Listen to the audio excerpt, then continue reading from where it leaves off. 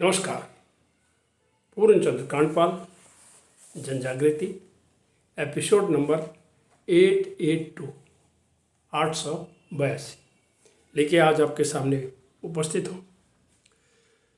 आज एक ऐसी लेखक की मैं आपके सामने बात करना चाह रहा हूँ जिन्होंने अभी समाज को जागृत करना, व्यंग के माध्यम से, हंसाने के माध्यम से उन्होंने लिखा। उनका नाम था जोनाथन स्विफ्ट। जोनाथन स्विफ्ट अंग्रेजी में इन्होंने लिखा है। ये अंग्रेज राइटर हैं, इंग्लिश राइटर हैं। और याद लिखा क्या इन्होंने, गुलिवर की यात्राएं। ये इतनी प्रेरणा है। उसमें 4 विषय खंड कहते हैं, कोई अध्याय कहते हैं, कोई विभाग उसमें कहते हैं। लेकिन बहरहाल मैं आज आपको जो बताऊंगा, तो जो इनकी जो है ना एक शैली जो थी, व्यंग और कल्पना थी, पर उसमें व्यंग भी था। 1726 में ये लिखा गया व्यंग है, गुलिवर की यात्रा, गुलिवर्स ट्रेवल। तो आज की जो मानव स्वभाव पर जो काल्पनिक बात है मानव स्वभाव होता है, पर इन्होंने उसको कल्पना और व्यंग में लेके आए।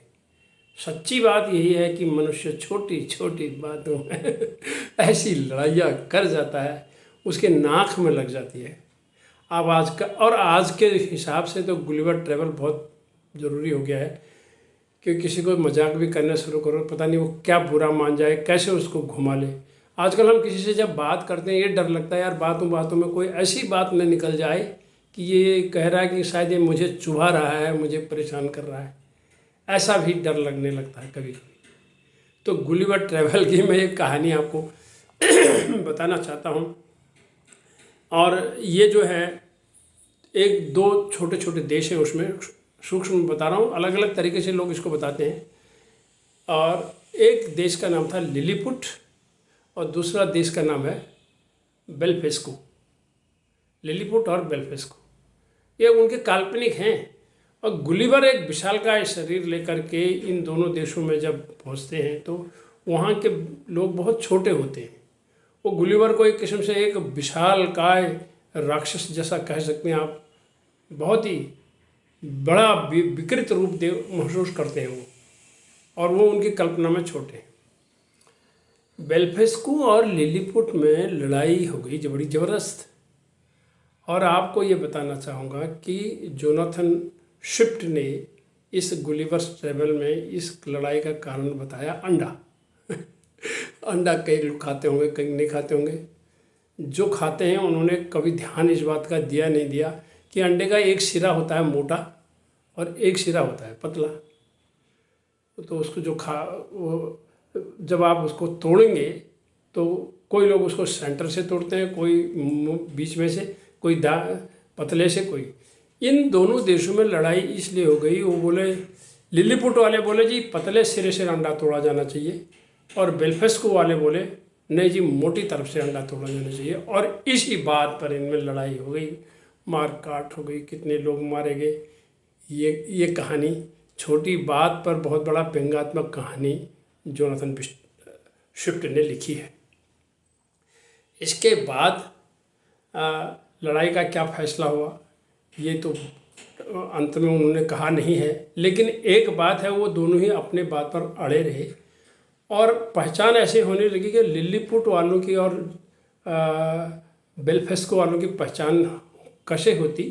तो उसके लिए उन्होंने ये जो छोटी हील, लो हील और हाई हील, यानी लिलीपुट वालों ने जो जूते पहनाए वो लो हील वाले। आजकल मैं कई महिलाएं देखते हैं 4 इंच से या कोई और उससे बड़ा मुझे पता नहीं इतना, और पुरुष भी पहनते हैं, ऐसी बात नहीं है, लेकिन छोटे होते हैं जो कद के, वो अपनी ऊंचाई करने के लिए।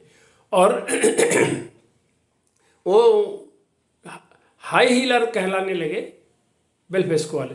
हाई हीलर इसलिए कहलाने लगे क्योंकि वो ऊंची एड़ी की जूता पहनने लगे, और लिलीपुट वाले लो हीलर कहलाने लगे क्योंकि वो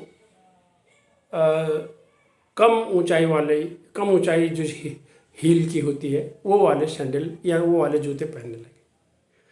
तो कुल मिला के हाई हीलर्स और लोहिलर्स की लड़ाई, लिलीपुटियन एंड बेल्फुस्कियन के बीच की लड़ाई, लड़ाई का आनंद समाज के सामने काल्पनिक तौर पर व्यंग्यात्मक दृष्टि से रखने वाले जोनाथन स्विफ्ट हैं, अंग्रेज राइटर, जिन्होंने 1726 में जो है इसको लिखा है। इसका उनका मुख्य उद्देश्य ये है कि समाज को रोमांचक थोड़ी बात करना, दुनिया का अन्वेषण करना, प्रतिकूल परिस्थिति का भी सामना करना और अपने दृढ़ता और साहस का परीक्षण भी देते रहना, ये उनका मुख्य उद्देश्य था लेखक का। ऐसे लेखक को धन्यवाद, नमस्कार, विनम्र श्रद्धांजलि।